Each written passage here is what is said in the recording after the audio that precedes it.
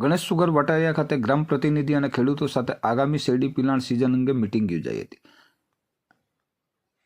Shri Ganesh sugar વટારિયા ખાતે સંસ્થાના ગ્રામ પ્રતિનિધિ અને ખેડૂત સભાસદ મિત્રો સાથે આગામી શેરડી પિલાણ સિઝનના આયોજનના ભાગરૂપે એક મિટિંગનું આયોજન કરવામાં આવ્યું હતું, જેમાં સંસ્થાના chairman Mahendra Singh મૈડા, vice chairman Pushpendrasinh સુણવા, director મેહુલભાઈ પટેલ, જીતેન્દ્રસિંહ જાદવ, હરેન્દ્રસિંહ ખેર, જયદીપસિંહ પરમાર, નિલેશભાઈ પટેલ તેમજ અધિકારીગણ અને મોટી સંખ્યામાં ગ્રામ પ્રતિનિધિઓ સહિત ખેડૂત સભાસદો અને આગેવાનો હાજર રહ્યા હતા। ચેરમેન મહેન્દ્રસિંહ મૈડાએ પાછલા બોર્ડના વહીવટ અને હાલની સંસ્થાની પરિસ્થિતિનો ચિતાર ગ્રામ પ્રતિનિધિ અને સભાસદો સમક્ષ રજૂ કર્યો હતો। તેઓએ ચર્ચા કરતા જણાવ્યું હતું કે પાછલા બોર્ડની ગેરવહીવટની નીતિની અસર આજે પણ સુગર ફેક્ટરી ભોગવી રહી છે। કરોડો રૂપિયા ફસાઈ જવાથી વર્કિંગ કેપિટલની ઉણપની સીધી અસર સંસ્થા પર પડી છે। તેવા સંજોગોમાં સંસ્થામાં હાલમાં જે વહીવટી ખર્ચ આવે છે તેમાં ઘટાડો કરવા ઉપરાંત કરકસરથી વહીવટ કરીને આવનાર સમયમાં પોષણ શેરડીના ભાવ કરતાં વધુ ભાવ ખેડૂતોને મળે એવી કસ્ટોડિયન કમિટીની ભાવના અને પ્રયત્ન છે। સાથે આવનાર સમયમાં ખેડૂતોની જીવાદોરી સમાન આ સંસ્થાને બચાવવા માટે ખેડૂત સભાસદોને સંસ્થા હિતમાં સાથ સહકાર આપવા આહવાન કર્યું હતું।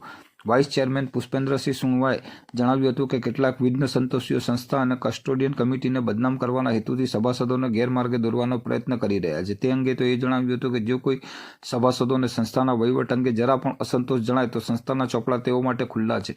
જે કંઈ વહીવટી માહિતી જોઈતી હોય તો સંસ્થાનો સંપર્ક કરી શકે છે। તેઓએ સભાસદોને સંસ્થાના હિતમાં શેરડી પિલાણમાં આપવા તેમજ ખોટી ભ્રામક વાતોથી દૂર રહેવા અપીલ કરી હતી। વધુમાં ગ્રામ પ્રતિનિધિઓ અને સભાસદોને મૂંઝવતા પ્રશ્નો અંગે કસ્ટોડિયન કમિટીએ સર્વને સંતોષકારક જવાબો આપ્યા હતા અને તેઓને સંસ્થા હિતમાં સાથ સહકાર આપવા જણાવ્યું હતું, જેની સામે ખેડૂત સભાસદોમાં પણ હકારાત્મક અભિગમ જોવા મળ્યો હતો। અંતે ડિરેક્ટર હરેન્દ્રસિંહ ખેર દ્વારા પધારેલ સર્વ ગ્રામ પ્રતિનિધિ અને સભાસદ ખેડૂતોનો આભાર વ્યક્ત કરી મિટિંગ પૂર્ણ થયેલ જાહેર કરી હતી।